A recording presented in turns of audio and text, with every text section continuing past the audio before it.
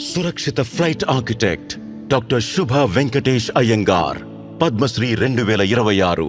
India's advanced visibility system ఏర్పరిచిన వ్యక్తిగా ప్రసిద్ధి చెందిన డాక్టర్ శుభ చిన్నప్పుడు కంటికి కనిపించని వాటిని కనుగోవాలనుకునేవారు. నాకు సైన్స్ అంటే ఆసక్తి. ఇది జరుగుతున్న విషయాల గురించి కొత్తవి తెలుసుకోవడంలో నాలో ఆసక్తిని పెంచింది. అందుకే నేను సైన్స్ తీసుకోవాలనుకుని నా సైంటిఫిక్ నాలెడ్జ్ ని సంతృప్తిపరచుకోవడానికి చాలా పనులు చేశాను. ఆమె 9 మంది తోబుట్టువులలో అందరికంటే చిన్నదైనా తన అన్నయ్య ఇంజనీరింగ్ నోట్స్ లో సహాయం చేయగలిగేంత పరిజ్ఞానం ఆమెకు అప్పుడే ఉండేది. ఆమెకు సైన్స్ అనేది పూర్తిగా సహజ సిద్ధం. ఆమె చదువులో ర్యాంకులు సాధిస్తూ టాపర్ గా నిలిచింది. అందువల్ల ఆమె పరీక్ష గాని ఇంటర్వ్యూ గాని లేకుండానే CSIR ఫెలోషిప్ ను కూడా సాధించింది.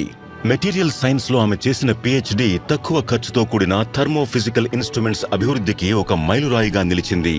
అది అనేక మెటీరియల్స్ కోసం హై ప్రెషర్స్ ఇంకా టెంపరేచర్స్ వద్ద ఫేజ్ డయాగ్రామ్స్ స్థాపించడంలో అడ్వాన్స్ రీసెర్చ్ కు వీలు కల్పించింది. నిజానికి ఆమె రాసిన 3 పేపర్స్ ను నాసా కూడా తమ అధికారిక రిపోర్ట్స్ లో ప్రచురించింది. ఏళ్ల తరువాత డిఫైనింగ్ టెస్ట్ ఎదురైంది. ఇండియాలో ఒక కీలకమైన విజిబిలిటీ సిస్టమ్ సమస్యలను ఎదుర్కొంటోంది. ఆమెకు 3 నెలల సమయం మాత్రమే ఇవ్వబడింది. ఆమె దృష్టి విజిబిలిటీ మెజరింగ్ సిస్టమ్ ఇంకా ఏవియేషన్ వెదర్ అబ్జార్ప్షన్ సిస్టమ్ ప్రవేశపెట్టారు. ఇది చాలా పటిష్టమైనది, సుదీర్ఘ కార్యాచరణ జీవితాన్ని కలది. ప్రపంచవ్యాప్త ఖర్చులలో కొంత భాగం ఖర్చుతోనే తయారైంది.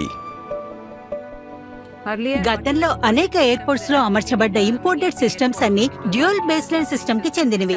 అక్కడ 75 మీటర్లు ఇంకా 50 మీటర్ల దూరాల కోసం వేర్వేరు సిస్టమ్స్ ఉండేవి. కానీ దీన్ని కేవలం 30 మీటర్స్ బేస్లైన్ తో పనిచేసే సిస్టమ్ గా మార్చాం. ప్రస్తుతం దృష్టి 171 ఎయిర్పోర్ట్స్ ఇంకా ఎయిర్ బేసెస్ కు సేవలు అందిస్తోంది. పూర్తిగా ఇండియాలో తయారైనది ఇది. ప్రభుత్వానికి కోట్లాది రూపాయలను ఆదా చేయడమే కాకుండా అత్యంత తక్కువ విజిబిలిటీ ఉన్న పరిస్థితుల్లో కూడా పైలట్లు సురక్షితంగా విమానాలను దించేందుకు వీలు కల్పించింది. ఇప్పుడు దీనిని WMOతో పాటు ICAO కూడా ఇతర దేశాలకు సిఫార్సు చేస్తోంది.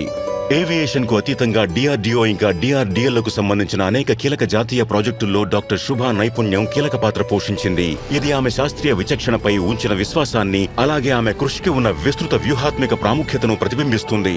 కాబట్టి అత్యంత విశిష్టమైన తన కెరియర్ అంతా అన్ని రకాల విద్యాపరమైన మరియు వృత్తిపరమైన పురస్కారాల రూపంలో గుర్తింపు పొందడంలో ఆశ్చర్యం లేదు.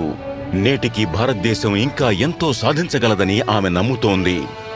దేశానికి అవసరమైనట్టుగా సేవలు చేస్తూనే ఉండాలని అనుకుంటాను. కొత్త వ్యవస్థలు రూపొందించడం, నూతన పద్ధతులను అభివృద్ధి చేయడం ద్వారా దేశానికి సహాయం అవసరమైనప్పుడల్లా సిద్ధంగా ఉంటాను.